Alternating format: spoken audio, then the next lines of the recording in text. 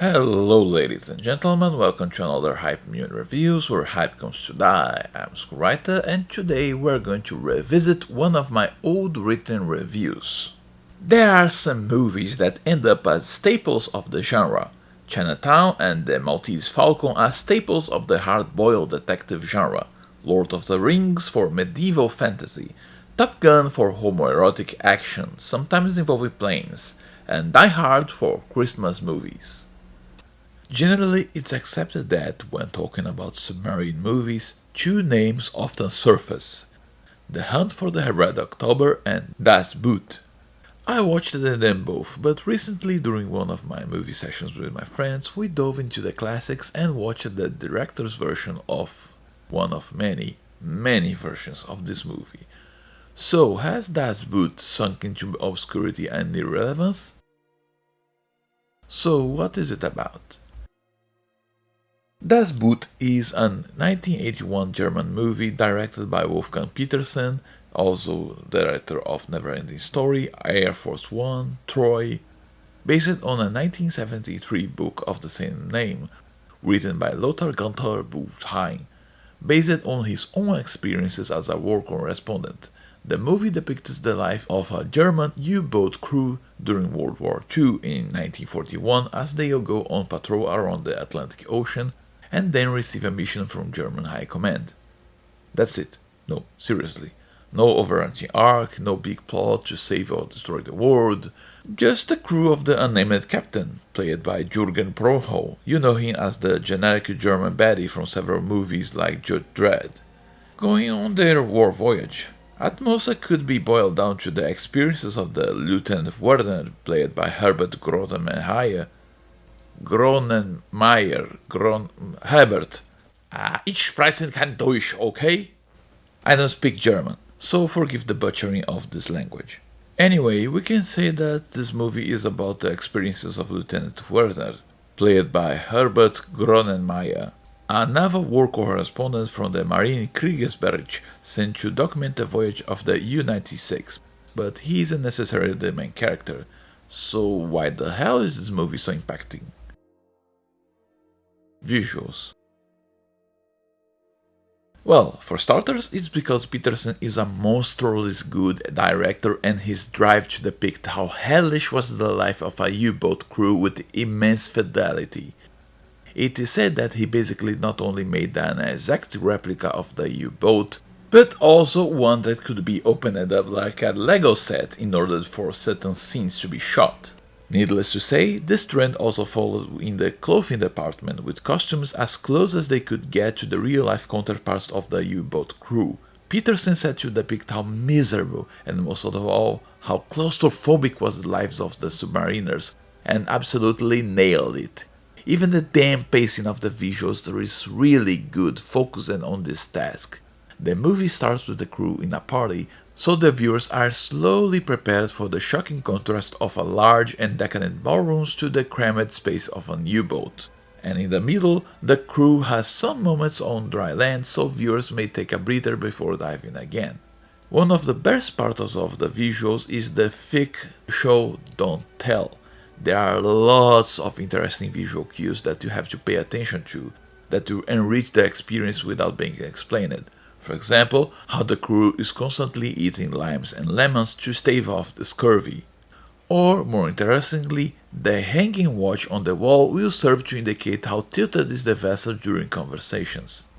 And needless to say as well, to have such good photography, so many iconic shots in such a cramped space, it's another gigantic feat. The use of lighting is masterful, even more when directing only uses the natural lights of a submarine, as in no extra lights come from the camera, just which light bulbs and sources there would be in a U-boat. I can't verify the accuracy of this statement, but it is said that this movie is the trendsetter if not the origin of two very common techniques and shots. You see a ship crew desperately looking at a gauge on screen? It's here. You see a camera following someone desperately running through the narrow corridor, low up angle? It was here, and Petersen developed a specific technique with a specifically made handheld camera to do it. Shots are varied and used masterfully for every different situation. Some require a steadier pace, thus longer shots are needed. There is the aforementioned frantic follow crew shot, shorter shots during combat scenes in order to sell the frenetic struggles, followed by longer shots to heighten tension, but more about that in the acting. Because if this movie was a huge hit, it's secondly because of the actors are also absurdly good at their roles. Peterson allegedly chose to work with theater actors and unknown names at the time instead of banking on stars, and honestly, this was the correct decision. I had seen Jürgen Prochnow work as Duke Leto in 1984's Dune, so I knew he was quite good and quite wasted in Hollywood. But here, his acting is downright superb as the captain. You can see him keeping a serious, stoic face for most of the movie, but allowing a wide range of emotions to flow through, expressing very well that he is a hardened, jaded veteran, but he is still a human being. And when his stoic nature breaks down, it means that things got really serious. The side cast is nothing to scoff either. Herbert Grönemeyer plays an optimistic Ensign Werner, slowly realizing the serious hellish situation of the submariners and getting just as jaded as they are. Martin Sermer-Loge offers some good humor as the second watch officer who keeps walking the line between insanity and levity. Erwin Leder plays the chief mechanic with a frantic yet contained expression of a mind that is devoted to his tasks, but definitely already cracked, and so on. I haven't seen a single bad or even slightly wooden acting here, and considering that this is after all a submariner movie, where most of the action resumes to models firing against each other while the actors just stare at gauges or walls, it can be considered a feat. Action-wise, I'm honestly aghast how well Peterson basically played with tension like a damn fiddle. Generally, movies have only two levels of tension, as in tense or relaxed.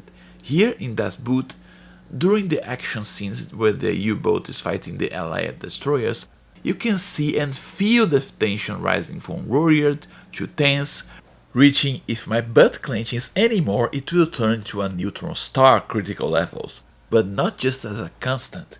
As attacks happen and maneuvers are used, the tension keeps diving and surfacing as needed, without getting overly stale.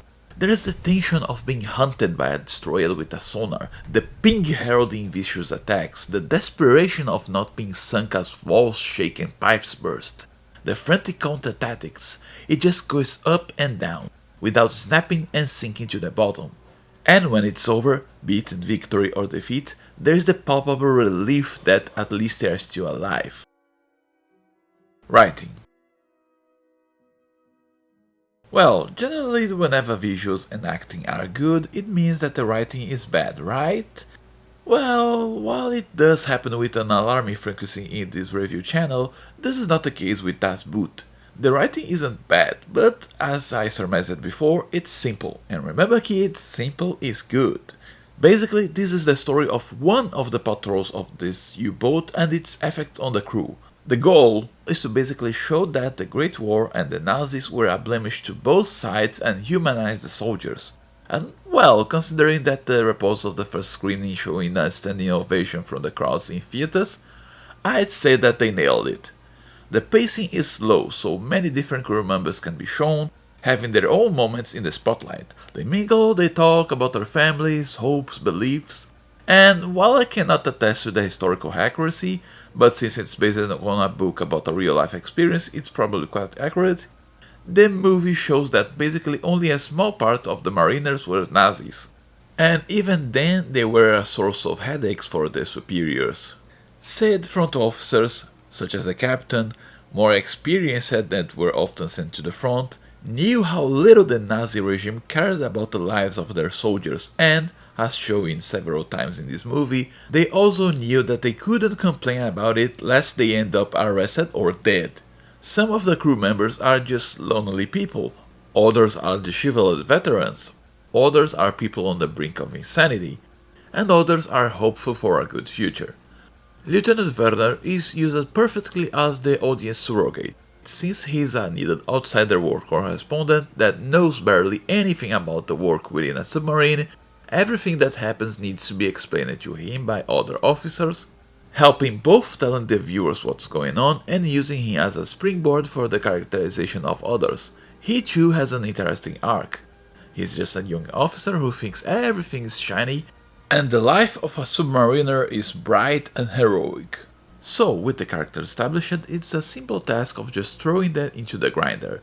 Long months of nothing to do but staring into that relentless storm and the ocean slowly chipping away at their sanity, alongside the decrease in health due to spending entire weeks cramped up in a metal bottle without sun. And when they finally find a fight, it's jumping from the frying pan into the fire. Submarines are stealth attackers. They aren't meant for brute fighting, and this movie shows precisely why. Now, the important part is, what version should you watch? There are several. I watched the original theatrical version and the director's version. I must admit that between both, the director's version ended up dragging in several spots, and the fights between the U-boats and the destroyers can end up somewhat boring because they stretch far too long. There's also the sad lack of more focus on the bigger perspective of the war, like how the Allies saw the submariners, but it's more of a personal point of view. One of my friends felt a bit saddened that it wasn't told how the submariners influenced the war. Another felt a perspective of how low-fed the submariners were by the Allied ship's captain was needed. I felt that the focus of the submariners themselves was good enough. There is also the series, which clocks nearly 4 hours, but I was also told it focuses and develops on the characters even more. So, in the end, my opinion is, either watch the theatrical version at once, if you can, it's insanely rare to find it nowadays, or take your time with the series through some days. Don't take the middle ground unless there is no other option. But regardless of the version, you are in for a wild ride. Soundtrack.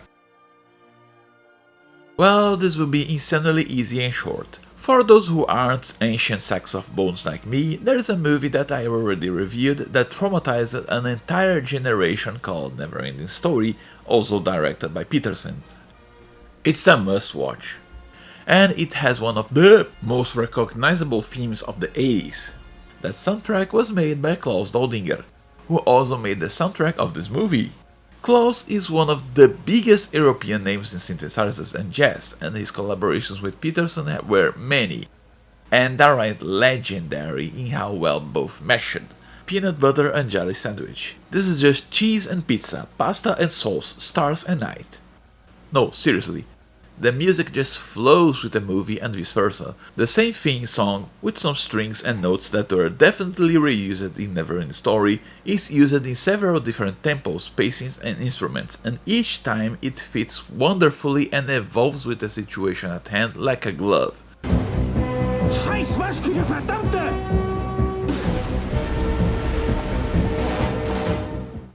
So yeah, insanely good. Final thoughts. Yeah, it's definitely worth the hype. It's no wonder Das Boot influenced a whole genre of movies. This is a really good story about people in a severely messed up situation trying to survive as best as they can. So yeah, if you can find it, get the theatrical release, and if you can't find it, the series. That's all for today, see you all next time.